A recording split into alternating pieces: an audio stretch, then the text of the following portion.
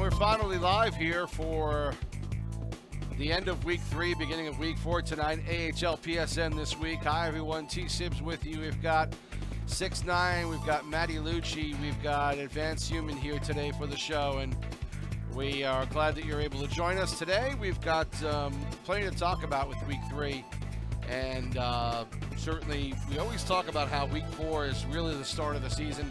We've talked about that on the show many times in the past seasons. And I don't think this is any different this season, guys. We have seen a lot of teams make moves, a lot of teams change in how well they're playing in the first 3 weeks, and it has been just as tumultuous as any other season start that we've seen. Six has been around for a long time in the AHL, so he's seen an awful lot, and this doesn't look any different than we've seen the first 3 weeks of another season, although I feel like we've seen a lot more trades, but we'll get that in a minute. Is this first 3 weeks pretty much what you expect, pretty much what we've seen in other seasons, Six? Yep, 100%. You see a lot of teams who struggle, end up blowing teams up and making changes and things like that, and teams who are staying the pace, staying the course. I think for the most part are succeeding, close enough to the playoffs at week 3 that they're, feel like they're a contender. And, I feel like, it's pretty status quo. Advance, you've played, you played some in the CHL, some now in the AHL. How bad is it in the CHL the first few weeks? Is there a lot of movement going on? Is there, is there so much uncertainty that managers are moving players around a lot? Well, I haven't been there since season 3, to be honest with you. But right. when I was there, it's I find more than anything, like there is a lot of trades going on, but it's a lot more dependent. It's a lot more dependent on your TCs. You'll see a lot more people getting called up from TC and figuring that out. Whereas in the AHL, you really don't see that as much. You have your TCs more for ECUs, and then when you want a new guy on your roster, you kind of look for other roster players on different teams. So it is a bit of a difference there. But you see a lot of call ups in the CHL. I remember that. And we've seen a lot of moves this week, and one of the guys moved a couple of times is with us, Matty Lucci. Yeah. So what's the experience, Matt? Because I've only been traded once, and that was off a team that was sinking. What is it? What's the feel when you've been traded once and then all of a sudden traded once more? Well, on a good news, I didn't have to pack up my bags or anything like that, right? So that was a good feeling in that sense. Sure. It was a quick one though. I got traded to Texas with D Graves, and he had wrote to me. I know it wasn't the first time he was looking to pick me up. And then I don't know, I just got into their Discord, and right away the same night I was traded again. Wow. So I don't know the reasoning. It's not me who makes the decisions on that end, right? But I'm with the Grand Rapids right now. So I went from basically the Eastern Atlantic to then the Western Pacific to now Western Central. So it's going to be an adaptation for sure. I mean, I know that I spoke with Corey last night. I know he wants to set me up with a new guy that he has as well. It's going to be Matt Lacosta. So I think he already has a setup line that he wanted to try out with to see how that goes. Right. Good. Thanks for the insight. Well, I'm really glad I didn't have to bring a bag or move around anywhere like that. That was my main thing. Thank God it's a video game. Could you imagine a real trade? Well, I didn't count all the trades. I didn't count all the trades this week, but there were a lot of, not only were there a lot of trades, a lot of multiplayer trades too, and a lot of trades like quite a few trades like what Matty's gone through, where a player's gotten moved around a few times to a few different teams. We're going to have Fishy Dangles on a little later. He's the AGM for the Marlies. And, a couple of guys that we traded recently, Prodigy and Cred, have been moved on again already. So they're now with Texas. So it's interesting to see all these moves and from teams that are doing well, moving multiple players. I think Stockton, not doing well, have pretty much turned over their entire team. But we're seeing teams who are doing okay, who are trading 3-4 players at a clip, and that just seems kind of odd to me. Well, it depends on what they need, right? If you're finding that your defense is lacking, and you have a strong forward lines, you can kind of substitute someone, maybe find a third line you can take out that's still playing well. Some people don't really pay attention, so they might have really good numbers, like, oh, this guy's doing great, not knowing that they're just being carried, and you might be able to get a good or decent defenseman out of that.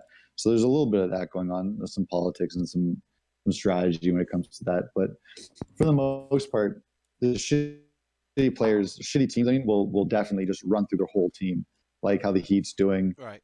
Because they're 1-8, I think, this week, so they're really struggling. So they're going to do anything they can to try to change it up, get some chemistry. Right.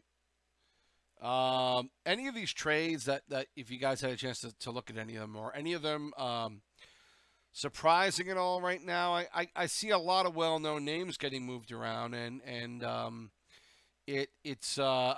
wonder, in some cases it's obvious that they're really trying to make a move to shore up a spot, and I think we're getting into that week or two now where you might be adding one or two players, and then maybe you wait for the trade deadline before you see if you can make anything blockbuster. But after 3 weeks to see this many moves happening, it's not for the lack of some of these teams really having a problem. It's more about, I guess, they're just good opportunities with some teams that are struggling, having some good parts that they could use, and it seems like some of the better teams are scrapping the teams that are struggling and picking up some good parts. It seems more of that than whether or not these teams are on the borderline right now, than just trying to make a move. Yeah, I mean, that's kind of where we were too, right? We had gone through, pretty decent week. We had a pretty decent week the last 2 weeks, and we, had an issue that we had uncovered, and we wanted to fix it. So we made a move to trading one of our better goaltenders in Mr. Gilly, to try to pick up a D-man, and we got lucky and got a little ragu in the deal, which was nice. But I'll tell you something else that goes into some of the moves is the NHL. That's one thing I don't think you hit. And, the NHL moving players around and doing what they do. As a manager, as an AHL GM, you're, pretty much subject to whatever the hell they want to do, right? So whatever they say goes. And a lot of times they dictate, what moves you can make and what moves you can't, depending on who your owner is. That's a big factor. In my case, I'm lucky. Colt has been awesome for us, but at the same time, right, he's got what he needs to do, and he wants to make his team successful as well. So, and again, just to talk about some of the moves that we've seen made. Again, a couple of guys who were a big part of the Wild in the first couple of weeks, Billy and Outstanding, moving on again now to WBS, and that's a team that's been playing well, and have certainly have played even better in week 3. Now they're adding a couple of more scorers on their team, and you have to say, okay, how often can somebody be traded and still be effective every team they go to? Because I kind of feel like the more you trade somebody, the more they're going to start saying, okay, when do we start? When do we stop and stay with a team and be able to get some chemistry going? I think every time these guys get traded, that kind of screws with their chemistry in the long run. It also depends on who you're getting traded to. If you're getting traded to low-level teams, I'm not going to say you want to move again, but you probably want to move again. So you're not playing with the team. You're not practicing. You're just kind of showing up for your games, and you're not going to build a lot of chemistry that way. You're not interested in trying to turn your whole team around. You don't think that you can do it on your own, and they're already struggling. So you just message them right away, like, hey, I really don't want to be here. I don't want to play with you guys. Can you move me again for something? And sometimes it happens, sometimes it doesn't. Sometimes you get stuck and you just got to do what you got to do. But you'll see that those teams, when they get people like that who aren't interested in practicing or building chemistry, and they're there for the rest of the season, you know, the team's going to get affected that way. So that's definitely something you have to keep in mind. In regards, sorry, what were you saying? No, I was just going to say, and vice versa there too, right? As a manager, sometimes during those situations, you'll have players message you, right? I'll have it a lot. Players will message me and be like, hey, you know, get me out of here, or whatever it may be. And I've learned my lesson over time not to respond. Yeah. but you do know that those guys are available and wanting to move and potentially want to come to your team. It's always something to think about. Yeah. And something I noticed what you were talking about is that when it comes to the trades, I've been keeping my eye on it this week, and two teams have really, more than anything I've noticed, been trading, and that was the Roadrunners and the Admirals. And it's weird because the Admirals, you know, I talked with them last week. They're a decent team. They're still doing fairly well. They're 18-8. They had a good week this week, so I was kind of surprised about that, to be honest with you. Whereas on the other side, the Roadrunners are still somewhat of a struggling team. They're middle of the pack, but they're kind of struggling. So I'd expect that more from them. So I was just kind of surprised by that the Admirals are moving so much. Right. Well, let's start taking a look at what's been going on in the divisions, and after 3 weeks where our standings are. We'll look at the Eastern Atlantic, and you see Lehigh ahead by 2 points over Springfield, with Hershey in third place, and then the WBS Penguins in fourth at this point. We'll talk about the rest of the teams. Right now, at Lehigh Valley, 17-9-1, as we see. 35 points, 4-game win streak, 8-1 in week 3. They beat Hershey 5-1. They beat Binghamton 9-3. 7-1-1 this season in 3-goal games. And Lehigh Valley seems to be hitting on all cylinders right now. Hershey Bears in third place. To mention there in week 3, 2-2-5. 2 overtime losses. A 2 overtime loss to the Marlies this week. So the Bears getting to overtime, but not able to capitalize on multiple chances in overtime this week. And that's the difference between a really good week and a really mediocre week. Hartford 5-2-2 in week 3. They also had a double overtime loss to the Marlies to finish the week. And then we mentioned the Penguins 5-3-1, 3-game winning streak. They beat Hartford, Toronto, Rochester, Hershey, and Belleville. So beating a lot of good teams, or teams that are starting to rise. And that's what makes me talk about the Pens a little bit in this division. They're beating some good teams. They're getting better. They made some moves and made a few more moves now to pick up a couple more good players. And so I think they're kind of a team that's on the rise. And the last team I would mention would be Charlotte, 6-2-1. They were last in the power rankings last week. They're 7th in week 3 in the power rankings. And one guy I wanted to talk about was their goaltender, Tar, who went 3-3. He had 98 shots on goal against, third place in week 3 for the most shots.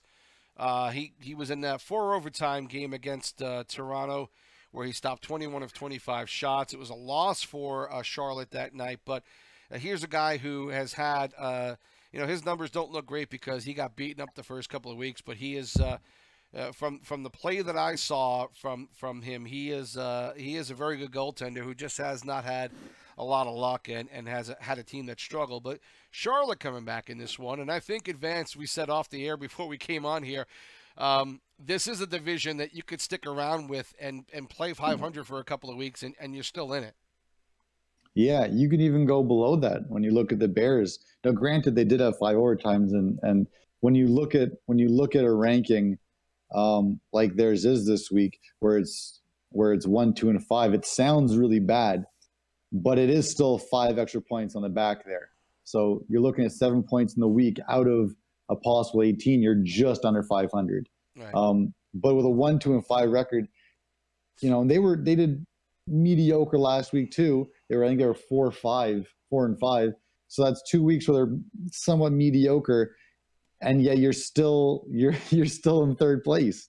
in their division. Right. So I really do like this division. I like that you can really have a bad week or 2 bad weeks and still be in the hunt. You are starting to just a little bit see like Lehigh Valley is starting to pull away from the pack a tiny bit, but not really. You know, they're still close. They only got 35 points, and then Springfield at 33, and the Hershey Bears at 29.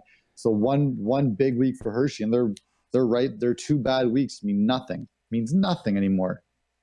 The only bad team there is Providence, and they're probably not going to come back. So, sorry, boys.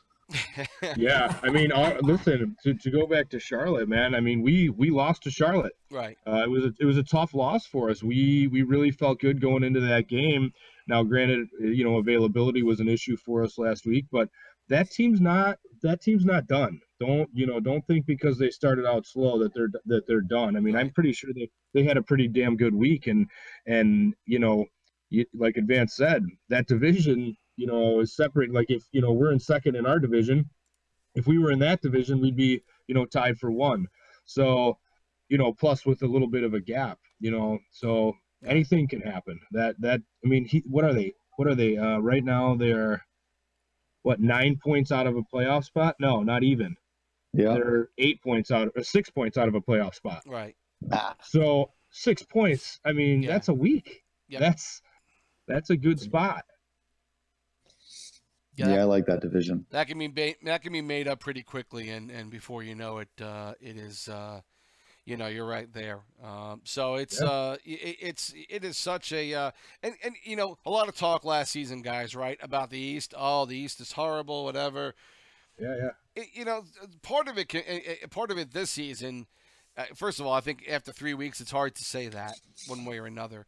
But it's still early. Yeah, I mean, sometimes it could be just about the competition in the division too, and I think that might be part of it as well.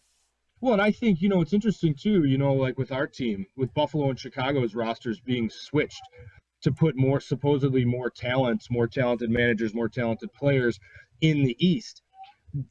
I mean, like, now we look back at it and I'm looking at this and it's still pretty lopsided. Right. You know what I mean? You've got the Western Central and you've got the Eastern North, right? Both really, really, you know, solid divisions, 40-point winners, 40 points teams already, and in both those divisions.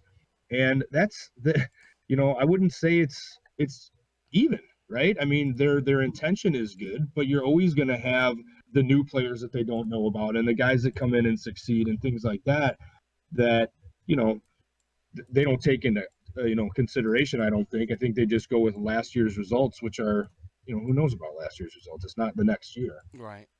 Yeah. And I also want to point out that we can talk about this for weeks and weeks and weeks. And then next thing you know, someone was double tagging, the team loses a shit ton of wins, and now some random team like the Checkers are in the playoffs and end up going to the finals. So there is a bit of randomness to this league too, because you just can't control people's ethics. Right. And as we move on a little bit more to what's going on in the other divisions, we will hit up with the Eastern North, where the Toronto Marlies right now are still on top there, have a 6-point lead, as you see, over Rochester.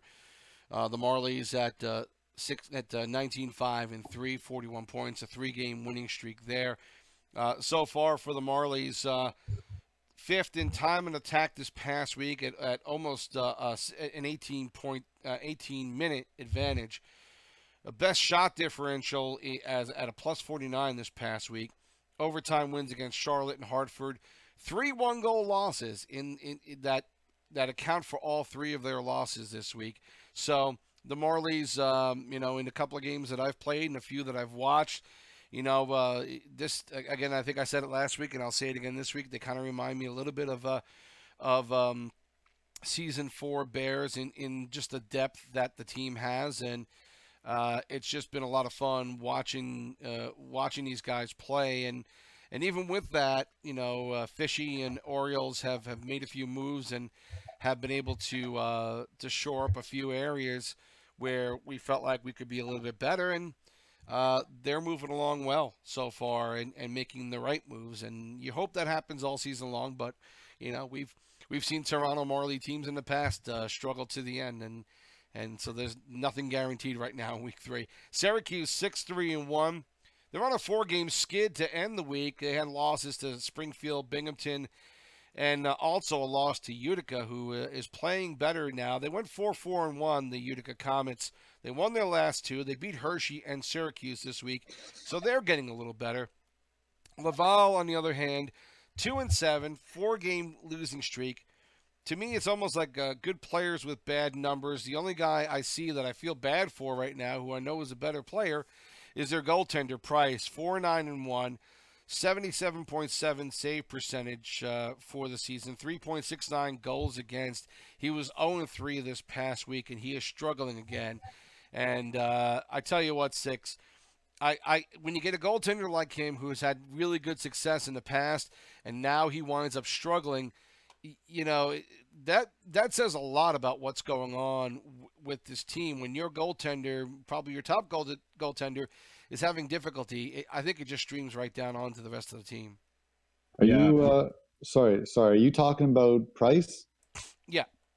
Yeah, I just wanted to give you a little heads up. I've known about this, and it just right now it's just for the most part public. I don't know if it's fully confirmed. You can even find online. My team just traded for him. Okay. So it was a big trade where it was our goalie Pope, Big Boy QC, and then 2 TCs. Yeah, that just came across 2 minutes ago, right? So Pope's skill. And we took both their goalies. Yeah, Pope's been around for a while. Basically a 4-for-4 trade. Hunter of Hodge getting moved again in this trade, so that's pretty interesting. Yeah, and we got Bullet too. And Bullet was someone that we liked, that we wanted to bid on, to be honest with you, before the season even started. We played a couple of games with him before even bidding started, and he just got outbid, and we couldn't keep going, but we got him now. So again, Laval, and they've made several moves this week, and so they're trying to do something. Again, I know a couple of guys on this team like Bear, in Arctic, and a few others who are good talent, who just are not in a good position right now, and it's got to be frustrating when you're a decent player and you're on a team that's struggling to keep to try and keep your own personal momentum going and not worry about what else is going on with the rest of the team. You just got to concentrate on your own game. But the Rocket trying to make some moves, trying to do something a little different, and we'll see where they wind up in the end. In the let's head on over to the Western Central and take a look at what's going on there. The Moose are still on top with 44 points, but Chicago has been playing incredibly well, and they are 2 points back. Iowa 3 points back of Manitoba, and Milwaukee now 7 points back, but those top 4 are bunched together, and Rockford has been playing better. They're in the mix. They're 12 points back of Manitoba. And then you've got Cleveland, Grand Rapids, and Colorado bringing up the rear in that Western Central. And, we mentioned Chicago. Number 1 in the power rankings this week. They went 8-1. Started the week with 7 straight wins. Power play is almost 29% accurate. Penalty kill is almost at 92%. Jonesy went 3-0 this week, 15 points, a plus 15. Tender Sticks also 3-0 with 15 points. Meester Don also 3-0, 6 goals, 6 assists, a plus 15. So they've gotten a lot of good production out of these guys, and the Wolves are making this even a tougher run for everyone else in that division. We saw Iowa playing really well, 6, but now it's we can see the top 4 juggle, pretty regularly if they keep playing the way they all are playing. Oh yeah. Once again, that's where I was last season. That division, and looking right now, is tough. Iowa is no joke. Like I said, they're a 40-point team, right? You're at 40 points at this point in the season. You're very, very happy with where you are. Right. That's an accomplishment, right? 3 weeks, 40 points is impressive. And if you look at that, look at Iowa's goals for. 134 goals for. Right.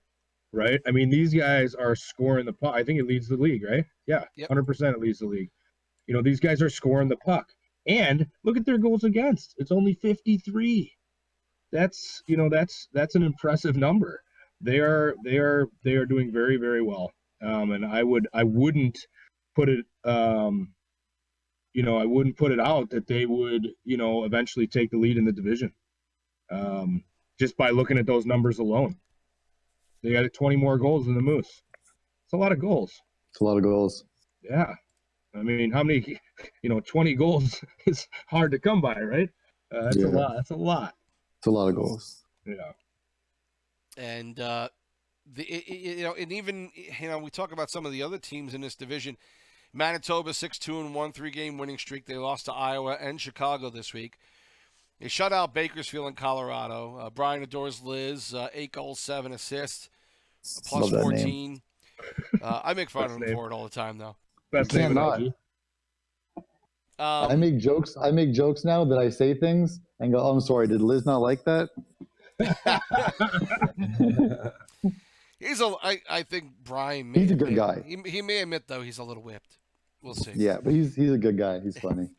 She was just sitting there next to him, right? She was just sitting there next to him while he was making it. Like, I'm pretty convinced. I'm pretty convinced he doesn't say anything without prior approval. So. Yeah. I think that's the only way. He was able to play to begin with. Like, listen, right? I'm gonna get PlayStation. I'll put your name in it. Is that okay? I love you. I'm sorry. It might be worth just getting a PlayStation for that. Bertone, again, another guy 3-0 this week, along with Brian. 4 goals, 9 assists, a plus 14. He is a guy who was he was TCing more for them last year, and now became a bigger part of the team this season. He is absolutely a talent, and somebody who's one of the top players. I think one of the top offensive players in the league this season. Iowa 6-3. They lost 3 of their last 4, but they still are playing incredibly well. Tommy 69-26, one of the management folks there over on that team. 3-0 this week. He had the most points of anybody with 26, 14 goals, 12 assists, a plus 19. Part of that was a 11-0 win over Cleveland, I believe it was. But had some people say, well, he was scrub hunting this week. Well, first of all, they played his games. 2 of them they were their road team.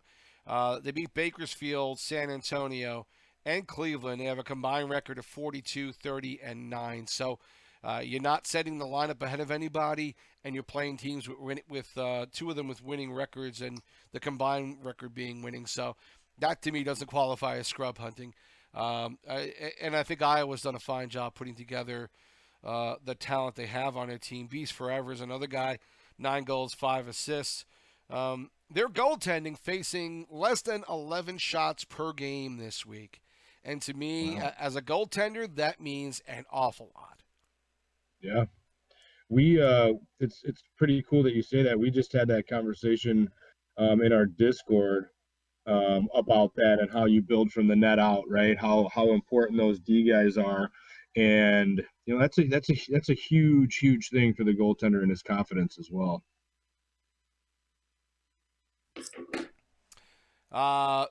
The rest of the division, the one team I wanted to mention in this division is Rockford, and we talked about how, they're playing better. They went 5-2-1 this week, won 5 straight, beating Texas, Milwaukee, and San Jose in this victory string. 4th for the least amount of goals this week, with only letting up 19. Bradley Mann, 23. Went 3-2, 82.4 save percentage, 2.36 goals against, and 1 shutout this week as well. So Rockford now starting to pick it up as well in this division, and that's only going to make things even tougher. That might be a 5th team who winds up being a problem in the Western Central. Yep, agreed. Let's take a look at the Western Pacific now, and Ontario, San Jose, Bakersfield, San Jose, and San Antonio. I'm sorry, Ontario. I'm having trouble reading. Ontario, Bakersfield, and San Jose separated by 2 points. And then only a few more points back is San Antonio, Texas at 28. So, within 5 teams, 10-point difference, and Tucson not far behind. The Golds could certainly get back into this, and Stockton has pretty much traded away everybody at this point, and they're trying to do what they can to, I guess, what Yan has told me is they're trying to get guys who want to play there. Of course, everyone gets traded to Stockton. They know the team isn't doing well, so I'm sure they're all complaining that they want to get traded again. And I think we're seeing Stockton move so many guys advance because that's what's happening. People are just complaining they don't want to play, and then you have to go and make moves. Burn the team to the ground. Well, I love it. I love it. I love everything about it. I love watching the ship just sink with the captain. Well, it feels like they're having to burn it to the ground multiple times because guys don't want to build it up when they're only 4 wins on the team. If anyone gets traded to that team, the first thing I do is, oh my God, why? I wanted a decent season. Why is this happening to me? Right. And you kind of you play the 3 games, you sign up for whatever games you signed up for, and you just you bear with it and tell them that you want to leave and you won't play any other games except for your actual games, or you don't even show up. You just be like, I'm not even going to do it this season. Just retire, take the 2-season ban, and then the trade gets reversed, and then the team gets even worse. So, there's not when you're this far into the hole, you've dug and dug and dug looking for gold, right? And now you look up and go, oh, it's dark out, and I can't get out. So what do? You bear down, and you try to get people to show up. You try not to forfeit as many as you can. You kind of accept it the way it is, and you just grind on. I remember when I was in season 3. The Pete's were like that. And our joke on our team was we're going to trade you to the Pete's when people were messing around. But they actually, and the funny part is that after the trade deadline, they did a lot of moves and started coming back. Right. So I can't say that it's impossible, but Stockton's so bad. And I feel bad because there's some okay players on there. I know the GM's a good guy. He's very nice. I've talked to him. It's just sometimes it goes bad, man. It goes sour. Well, without question. And this is, I would see it as a challenge. If you get moved to Stockton, I think, typically the response that you're seeing is, like you say, fuck, now what do I do? I didn't say that. Well, I could say it. It's, I understand the frustration, but I'd like to see somebody take it as a challenge and say, okay, I'm here now. I'm going to be on a line with these guys. Let's practice. Let's try our hardest to do what we can. And I just, I don't know if we see enough of that sometimes with some of the players here. I think their immediate response is, this sucks, trade me. And they use their one trade to get out of Stockton, and that's it. It's, I don't know. I'd like to see a little more guts from people who get traded there. But I get the feeling that's not always going to happen. Look, if I get traded there, I'd be the first one to. I'd be pissed. I'd be the first one to. I'll have an all Stockton background here if that happens. I'd be more than happy to do that. How much does that bug you that was like your favorite team and now they're just in the shits? Well, I wouldn't say that. Look, they weren't my favorite team. They were just a fun team to watch. Look, Stockton back in season 4.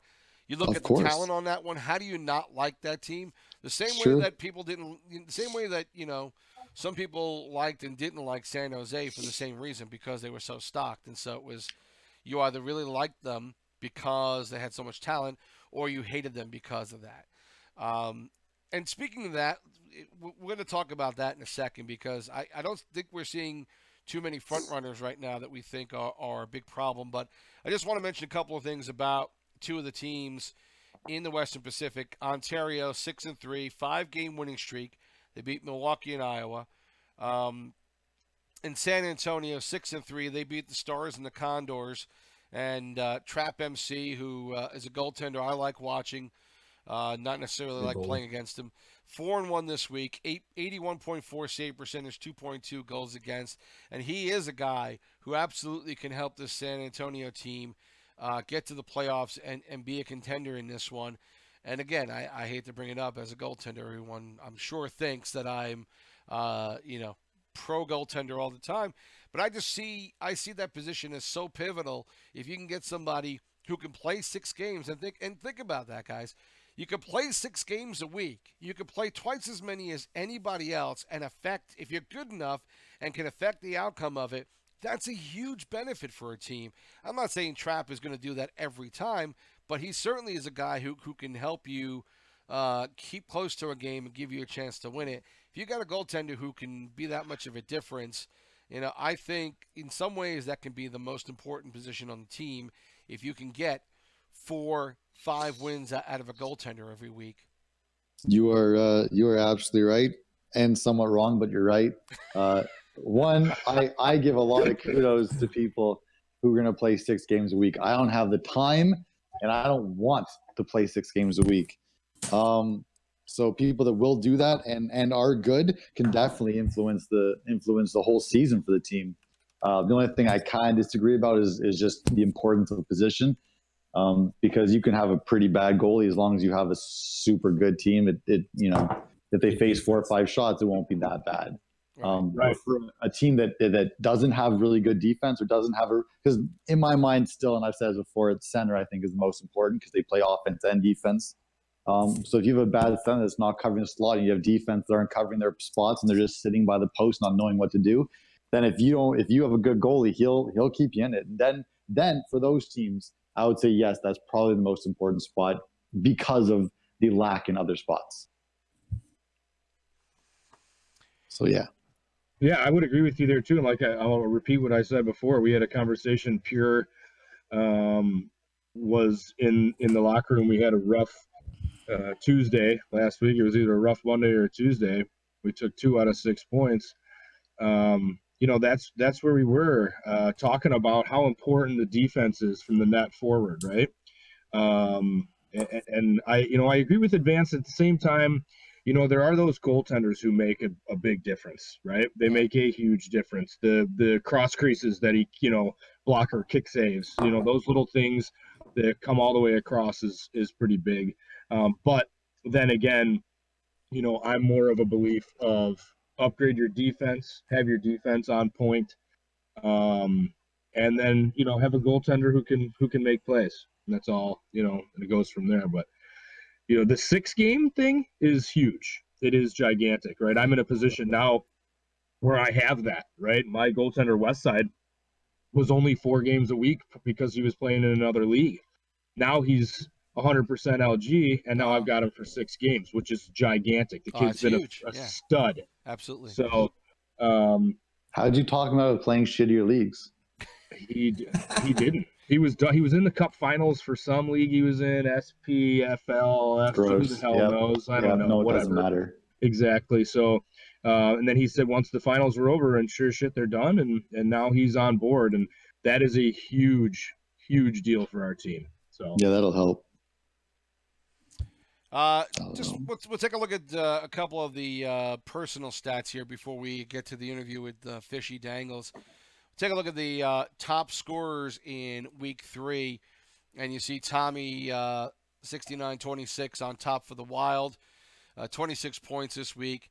A couple of guys that we mentioned from the Wolves, Jonesy and Sticks, and then of course Brian and Beast, top 10 with Kales from the Rampage, Dufresne, J-Rick with your team on the Americans at number 8, Blake Dangles at 9, and we mentioned Bertone. He's 10th in scoring this past week. And certainly other names that we mentioned, Mr. Don, Orioles Rules on the Marlies there at 19 with 11 points this week. Bunch of guys there. Matt the Cool Cat, who's been playing well of late. Look at that. You've got 4 guys from the Wild on the top 25 in scoring for this past week. You see Billy at number 22 has just been moved again, had another good week. So we're starting to see some folks who are repeat performers showing up now, and these are the guys who are probably going to settle in for the most part with their teams and have done well. And 6, another guy, another team to mention, your team, you've got a couple of guys there in the top 20 with J. Rick, Duff, and Crosby. You're getting a lot of good production out of these guys right now, and that's got to be a huge advantage. Huge deal, right? These are my quote unquote second line guys, right? These are the guys that are pivotal. The first line guys are going to play the toughest teams. The third line guys are going to play the worst teams, so to speak. And these guys are going to play in between, right? They're going to play good. They're going to play the best teams, and they're going to play, you know, some middle range teams. These guys are critical to the success of a team, right? Because of that, they should be winning all their games. They had a rocky start. I think they were 1-2 week one, you know, and people start, you know, they started to flip out a little bit, right? They you know, of course they do. They're better than what they were showing. Now they're starting to gel together. To see those three guys, all same line, right? They played all 3 games together. Now they did have an 8-goal blowout in there. So, Sure. But I mean, that's kind of what we want, right? That's what I want my second line to do. So these guys, J-Rick, Crosby, and Duff are performing at the level they should be now. And it's exciting to me moving forward because now, you know, now as a manager, as I'm doing lines, am I playing these guys now against the 1, 2, and 3 teams in the league or in the division that I'm playing, or am I still doing the same thing, right? That's a thought that crosses my mind, you know, and it's a good problem to have, right? You're throwing your third line out against the big teams, eh? That's my line, and no. you lucky bastards. So I'll tell you now, it's already out, so I don't have a problem saying it. My line tonight is playing the Moose and the Wolves. Oh boy. And that's our third line. So that's kind of how that goes. Yeah, my ones are getting them. Yeah. You know, I've always advanced. I've always had success. I've always had success, at least the past 2 seasons and the end of the season prior, with playing the matchups as good as I can, playing my top lines against the top teams. It doesn't always work out like that, right? It just doesn't. But for the most part, I feel like the success of the team has a lot to do with the availability and then the managers putting the right guys in the right spots. Listen, bud, you're preaching to the choir here. Oh, I know. But I'll tell you, you know what? I've always been the guy going up there and typically going up against the harder teams. That's just because I'm more of a defensive player, so they usually put me in there. Sure. And I'm kind of used to this point. And I know Giroux kind of volunteered us this week. Like, you know what? We'll take him. I don't even care. Baby, that's good. So you know, we're doing that. And then I kind of held a little stand. I'm like, no, we're doing that. We're taking at least one easier team later on in the week. Yeah. Well, listen. Best of luck after you go 0-2, and hopefully you'll win your third game. And here's the thing: if we can steal one out of that, sure. And then our first line still plays those third line scrubs as per usual, or second line plays the third line, whatever we're gonna do. Because I don't really pay attention to our lines, just mine mostly. Hopefully we'll have more than a 500 week. So that's kind of the goal. Yeah, let's take a look at the total standings in points for all games now. And Tommy's on top. Beast is third for the Wild. So those two right in the top 3 for Iowa. Number 9, Matt the Cool Cat, also from Iowa. And then at number 15, Go Hawks is also from Iowa. So you get 4 guys in the top 15 in scoring, and Iowa's always going to have an opportunity to be there. Kornak is still up there for the Baby Pens and Toffoli. So with some of the moves they made and with these guys who are already on the team, I think the Pens are a good chance to be moving up further and further. Bobby Goggles and Brian still up there a bit for the Moose. And as you see, Oriole Rules and Soul, 2 of the top scorers along with Deer Hunter. So we on the Marlies have been lucky enough to have a lot of good offensive presence as well. And again, a lot of these names we know and have been around for a while. And we're seeing a lot of the veteran AHLers come out and play well. Yeah, the Baby Pens are you know, up front, they're not bad. They got Afro Man. I think I've seen him on waivers twice. So they must have picked him up. Kornak and Toffoli are playing really well. Jay Scott's good. They're just, I see their goalie situation defense is kind of where they're gonna, you know, probably have a little bit of trouble. So yeah, looking at this list, man, that 51 points from Tommy, that's, I don't know what games he's played, if he's playing weak lines. I don't know, but that's impressive. That's like what, 5 points? That's like 5.5 points a game, over 5.5 points a game. 26. He had 26 and 3 in this week. I mean, Jesus, man, that's 27 goals, 24 assists. That I mean, that's gross. Yeah, 26 in 1 week is a lot. That's a lot. Something happened. Something bad happened on the other side there, and he just kind of reaped the reward of it. So you got to enjoy that. Or the other edge of that advance is that he's, a god. Yeah, it's there too, right? So we did have a couple of, they did have a couple of big scoring games this week that he was part of, so that certainly helps.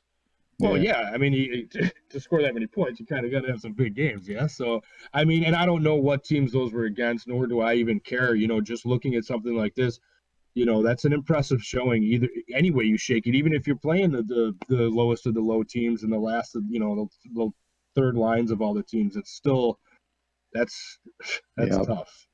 There's one guy I kind of want to call out, Blake Dangles. He's on the hot list for the power rankings this week, going 2-1 with 13 points. And the only reason I really say that is because last week he was on the opposite side. He was on the cold side. Right. So it's and I know Province is obviously struggling. So it's good to see that he's kind of getting it together now, and hopefully him and their GM are working something out to they're playing together, and maybe they're building some more chemistry now. They'll have another guy that might show up on that list too, because they're both on there. So that's just the little guy I wanted to call out, because he's made a big change from last week. Nice. From cold to warm. Exactly. Well, we're going to hopefully have Fishy Dangles on here in a second. Get a chance to talk to him in a minute and talk a little bit about that. While we're doing that, you did mention the power rankings, and take a look at the who's hot for forward and for defense. Of course, we're mentioning Tommy because he did have 26 points. We see Cred and STL Stash for the Comets cracking the top 20. And so these guys certainly had some good weeks for Utica, and probably a good reason why this team has done a little bit better this week. We mentioned your players, Jay Rick and Duff, who had a good week as well, are up there in the rankings. Puck Zone there, and John Kenny for the Phantoms. So again, you sort of look at this and you can almost see who the hot teams are and who's been playing well. And same thing on defense. A couple of players there for the Phantoms doing well in the top 20, having good games, good plus minus. A couple of guys there for Rockford who, Poochtown, who has been around for a long time, doing well, helping that team out. So, I mean, you look at these power rankings, you look at what some of these guys have done, and really you could tell who the successful teams have been. Yeah, agreed. It's cool too, looking at the change in team power rankings also. How high teams are jumping. We see where the Checkers are right now in the team power rankings as far as the LG site goes, and they jumped 31 spots. That's pretty impressive. Yeah. And for the goaltenders, let's put that up on the board right now. And Vatan Rules and Jason from Chicago. Boy, I hate to beat a dead goalie, but this position means an awful lot, and you see how well they've done this week. These guys are, again, you get that kind of performance out of both these goaltenders, and 2 shutouts apiece. Look at that. Just ridiculous numbers for a team, and, again, good reason why Chicago has been successful, and, why things have worked so well for them. Yeah, and big shout out to my boy Cabbage. He's 3-1. We traded him. I still miss him. So big call out to that guy. And then on the opposite side, I just want to say it. Real Teal, come on. Go back to defense. It's in your name. What are you doing on goalie? 1-5? Come on. Come on. Yeah, with Teal, I've watched her game. I've watched her play and in net. And there's still a learning curve for Teal, but there are times when I've seen Teal make some incredibly point blank great saves too. So I think it's more inconsistency than whether or not Teal can play the position right. But consistency in goaltending is what will kill you if you're not positioning right all the time. If you don't do what you need to always be square to the shooter. There's so much involved in playing goaltender, and it seems like there isn't a lot because you're sitting there most of the time. But it's a tough position to learn. I think I can't do it. Yeah, well, I couldn't do it. You crazy? I tried at fucking club last night. Got fucking shelled. And I've played with Real Teal, just on the side. And she's played goalie, and she's very good. Like, well, she's not very good, but she's decent. Like, if you don't have a goalie, and she's like, "Oh, I'll play goalie," perfect. At least we have a chance. And I think I was a little bit rough because you are on Stockton, and Stockton's poo. So I apologize a little bit, but go back to Teal. You're better at it. All right. I've practiced with her. We've played a lot of games in the Wolf Pack. And at the beginning of the season, when she was playing in goalie, she had I think she had all everything going for her. And just a few games, sometimes it affects your state of mind that, you've seen a few come in as a goalie. Like, I've never played hockey as a goalie. I played a goalie as handball and stuff like that. But as a mental state of being a goalie, seeing them go through once in a while and like a bad luck, bad bounce coming your way, that usually plays a mind frame to take it, put it aside. It's one and just step over it. I think lately with a few losses that she had gone through, kind of affected her spirits in that sense. But there's no I think question. she still is great. She still has talent, 100%, and I think she could turn around. I think that it's just a moment. Not on that team. Well, no. Dude, sometimes you have to start with a rough team to step up, man. Sometimes people will step up off a bad team. You never know what the person can actually do, right? So I think she can manage to step it up and turn it around. It might be tough all around. Hey, I think we've got Fishy Dangles here on the call with us. Fish, you there? Hey, buddy. Hey, how's it going? Good, you? Thanks for having me. Good. I play for you in the Toronto Marlies, and I play as your backup, which is perfectly fine. No animosity there at all. He's snaking you. No, I mean Fish is our number one goaltender without question. You want to go to Stockton? You are the number one goaltender by far on our team. There we go. Fish is the AGM on the Marlies, and you've been working with Orioles Rules and have put together, now is what is a pretty interesting and strong and deep team. When you guys started out before the bidding, when you decided to take this team over, and what was your philosophy? What were you guys looking to accomplish? The main idea of this team. What were you looking to build? Well, last year, I think we kind of overachieved, made to the Game 7 in the second round and lost in double OT. Mm-hmm. And we had a lot of 500K Warriors coming back. So, just sat there. Right. We had Prod and Cred, Rob. We re-signed Barra. Had I coming back, myself. So we just sat there and we're like, you know what? I think we lacked some offense last season. Our defense, I think, was pretty solid for the most part. But so we just had the idea of we're going to go pretty heavily on the offense, which it's shown right now. I believe we're fourth with goals for right now in the league. Right. So we felt like this is a good year for us.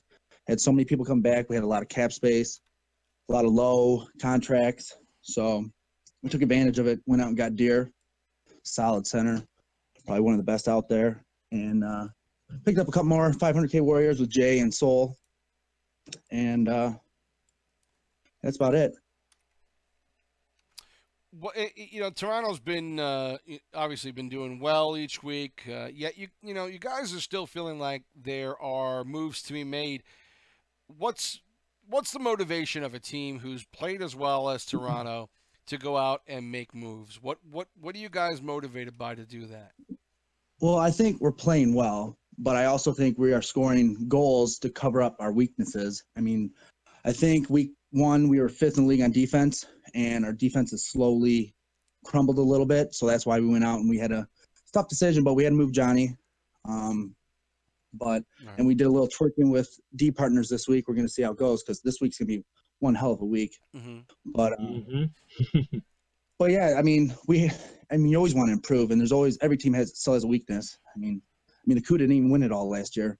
No one thought they had a weakness. Right. So we're just trying to improve as much as we can. I mean, you know how our team is. It's like a family now. Everyone knows everything about everybody, so it's hard to move people, but you got to if you want to win. Did you keep a guy like it's you and 2 other for management? Is one of your management a guy that has stayed a little bit more, like you guys say you're a family, is one of you stayed a little more back so that they can make those trades and make those hard decisions without kind of feeling that attachment? That's Orioles. I think the GM Orioles. I'm the jump out at you all the time kind of guy, but Orioles is the one he lays back. Fishy's the muscle. Yeah, I'm the muscle. He needs something done, and I take care of it. But he's very laid back, and he's very with the stats. He's a genius in his head with all that stuff, and he bounces ideas off me back and forth. But yeah, he makes the laid back decisions. Okay. So. Hey, talk about go. I'm sorry. Go ahead. You're good. No, you're good. Go. Okay. We talked earlier about a bunch of trades that teams are making, and obviously every team in the first few weeks still looking to make moves. I want to talk about the most recent trade that you made. Prodigy and Cred, who were playing very well for us. 2 very good forwards on a line with Rob 43-43. We move them out and bring back Matt Sab, Maple Syrup, and J23, who I like a lot as a goaltender. Talk about what your mindset was in making that move. Well, that was a pretty tough one too. We sat there for, I don't know, like a good day and a half debating on what we were going to do, but we just looked at it as we had Prod and Cred, great guys, love those 2. Great teammates, but we started giving them some of the easier teams like the Rockets and the Comets, and it felt like they were struggling to get across the line or get anything going. A lot of their goals were, what do you call it, EA-ish, a little bumpy, real greasy goals. And we knew, I don't want to be a dick to anybody. Just but say it. I play with Matt Sab. We've all played Matt Sab. Sure. I've heard nothing but good things, and we just, we want to change it up. And we've been playing club since we got them, and we're excited. We're hoping this week should be a good week, but it was a tough decision. And like I said earlier, we just wanted to get better, and it could either bite us in the ass or it's going to work out. So other than that, we're happy with it. We'll see how it goes. Did you pick up Jay just in case Sib starts to struggle more? No. That was the higher uppers. They wanted him. Nice. They picked him up so that they can easily move me to Stockton now. Okay. Yeah, put the heat on. Put the heat on, baby. I tell you what, I love the position, and I like looking at all these different goaltenders that I've seen over the seasons. And Jay is one of those guys that when he is on, he's incredible to watch. And so having somebody like that to be able to have someone like that in your organization, always a good thing. You never know what's going to happen to anyone. I had to leave last season. Before it even started because of work issues. You never know when something like that comes up for any position. So it's always good to have guys stockpiled who can call up and who can plug in very easily into the team. You're not going anywhere, Sibs. Don't worry about it. Yeah. We've talked about this every season on the show. We're at a point where we're about to start week 4. And the idea is the first 3 weeks everything's working out. Guys are getting to know each other, lines are starting to form chemistry. Trades are being made the first several weeks. Is week 4 the week that you really are starting to look at the team and say, okay, what comes out of week 4 and 5 will really determine what we do before the deadline and where we feel we're going? Is this the week that really starts all that for you? I take that's directed to me. That's a Fish, Yes. yeah. Yeah, this week is going to be the toughest week. We got the Moose, Admirals, Iowa, and the Wolves, and we'd just be happy to get out of there 500. But I think we'll do good. But yeah, if this week goes down south, we're definitely going to have to go back to the drawing board and see, or ride it out another couple weeks and see if it gets better or not. But yeah, definitely this week's going to be a challenge for our team and see what they're made out of, and we're ready for the long haul or not. Yeah, Fishy, and this is 6, by the way, and we were, behind you in the standings for sure. But looking at a week like this, I agree 100%. Right? I mean, this is the week that will really make or break our division to a point, right? To really figure out what teams that we can beat. And you'll look at it too, and like the last week we played, we lost to the Charlotte Checkers. Right? Now they are doing a hell of a lot better, but they had a good week, and like we said, that division, who knows, right?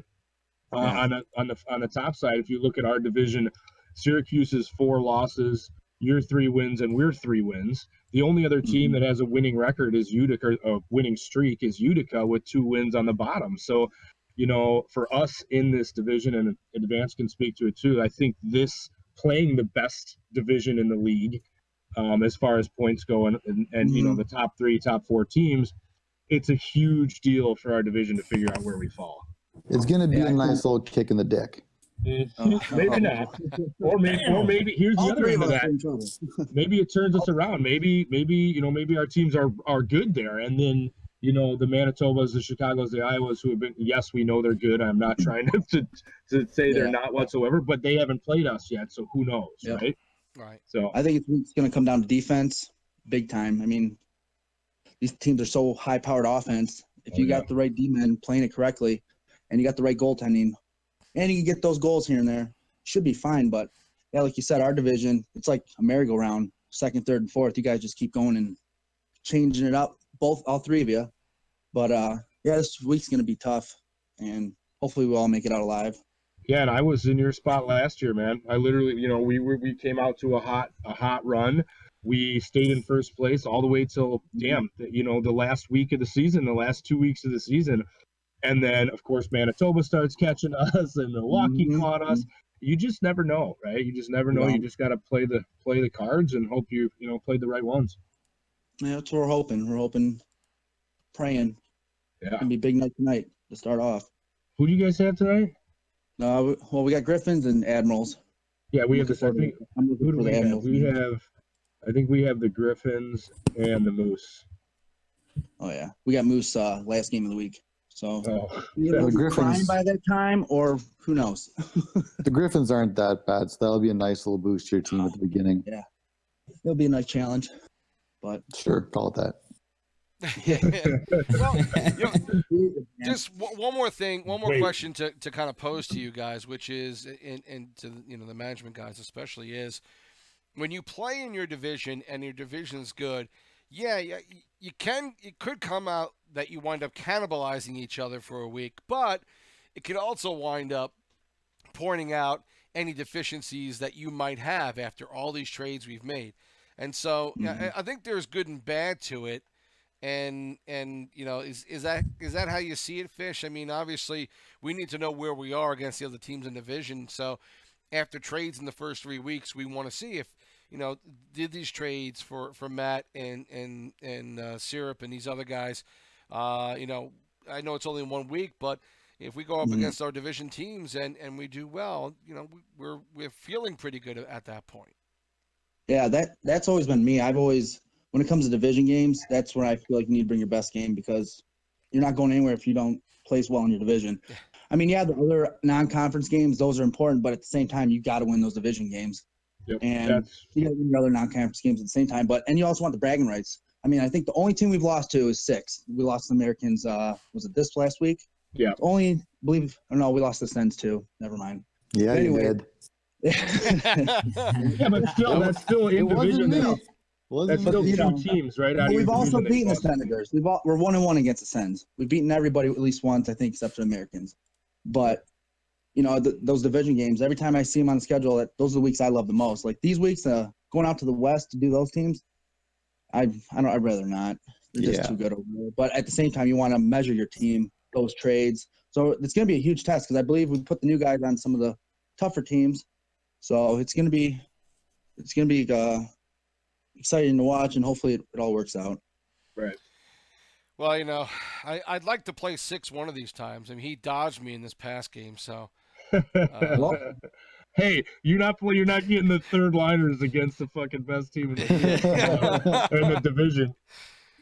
Yeah, of course not. Hey, I try not to do that. I try and circulate me and Sibs, so Sibs isn't stuck with just one line at all times. I try, depending on how Vale goes. I try and mix him with, give him the top liner, second. You know what I mean? Even though we don't really have 1, 2, 3, it's just. Yeah, he went 1 and 2 this week, so treat him nice. Yeah, well, he got stuck with Cred last week. I'm sorry. Well, the DCs can drive you nuts if you're playing a game. That can throw you off your game, and we kind of had that during the Americans game. So that's huge. I'll blame that game on disconnects because I think we would have won that one had we not. But you blame it on all you want. Hey, Fish, thanks a lot for coming on with us today. We appreciate it, buddy, and I'll talk to you. I'll talk to you soon. All right. Well, yeah. Good luck to the other guys. It's gonna be a tough week. Good luck this week, man. All right, guys. Good luck. Take care. Bye. Yeah, it's Fishy Dangles who joined us today, and kind enough to be here with us and talk to us a little bit about what goes on with Toronto and what we're doing down there. And yeah, just a lot of fun playing on that team. And obviously, when a team is going well, it's always fun to play on a team that's winning. So not a big stretch for me to say that, but good management there. Orioles is he lets his play and his decision making speak for itself. He's not a big talker. I think I said to him the other day in text messages, I don't think I've heard your voice ever. So, and I used to play drops with Orioles all the time, and I'm not sure if I've ever actually heard him. I wish more guys would be like that. Advanced. Are you? I was gonna say, are you throwing? What are you doing here? You throwing a shot at? No, not at all. But yeah, it's good to have we have a mix of guys. We have guys like Advanced who talk a lot, and then we have guys like Orioles that don't. I think it's good to have that mix of players because it gives you guys like Advanced can give you the shot that you need every so often too. You want that kind of personality on a team, but you also want some of your leadership at least to be level-headed too. And I don't pick favorites. I will take shots at my management since I manage as well, just as quickly as I'll take a shot at a player. And that has been well known since I was kicked out of my Discord for a full day. Wow. Earlier this week. I will not tolerate it. I just will not tolerate it. I don't know if I've ever heard, other than about ready to get someone traded, I don't ever hear about guys getting dumped out of Discord. I am a chirpy individual. Have you ever been on a team with Advance before? Yeah. Listen, here's the thing. If you're gonna speak up to me, you have to know that I'm better than you at it. So if you can't take it, don't start it. Wow. Oh my God. He's a winner. Guy. That's Advanced. I'm a winner. Hey, let's wrap this thing up here. Any final thoughts on going into week 4 here? I'll start with, we haven't heard from Matty. I want to make sure he's still alive. I'm still here. Matty's getting over an illness, so we're trying to give him as little talking as possible, and the fans seem to enjoy that. But for once, right? He keeps his mouth shut. It happens once in a while. It's only when I'm sick. Yeah. So again, you moved around a couple of times, but we're coming into week 4 now. What do you expect to come out of teams this week? What are you looking to accomplish playing for your team this week? Well, it's going to be a big change, obviously. I did play a few games with Corey yesterday, so I'm planning on getting a few practice games. I think we're going to get some chemistry going. Right. He's really excited for me to play with Matt and Matt Lacosta. Mm-hmm. He has. I was looking at his stats. I've never played with him before, but he has a great amount in terms of stats. He has a winning record, so unlike mine, obviously at the moment. But He was on I'm planning on turning it around. Sorry. He was a CUDA last year, buddy. Oh, well, that's probably exactly why he had a winning record, right? So I can't wait to get to play with him and see what we're going to be able to build in terms of chemistry. He's a good player, man. He's a very good player. Yeah, he is. So absolutely, I'm kind of happy. Also, I'm going to be going back to the right wing. I like playing left, but like I said, it's going to just be an adaptation. On my team before, I had played a few games with ECUs, and we hadn't had a practice game just before either. So it's like, you get adapted to it, but a few ECUs here and there was in a bad situation to get it back up and going. But I think this week is going to be a good week. I have all my games on Tuesday, so I can't wait to get those in and out. And I can't wait to get everybody, meet the guys there and everything in that terms of that end, I personally hate that. I hate playing 3 games on one day. I did it last week, and by the 3rd game, I lost to a team that we should not have lost to, and I was exhausted. I can't concentrate that long. It's 3 hours. It's way too much hockey. It is a lot of hockey, though. It is going to be a lot of hockey, but I mean, like I said, I was scheduled for that, so I'll bear with it and get it done as much as I can. I got to turn my record around. Like, if I look at my record, it's horrific. So 1-5-2 is nothing to brag about. Let me tell you. Advance, you guys have made a lot of moves, and you've got a lot of players to get used to. What are you looking for from your team in week 4? We moved our D around a lot.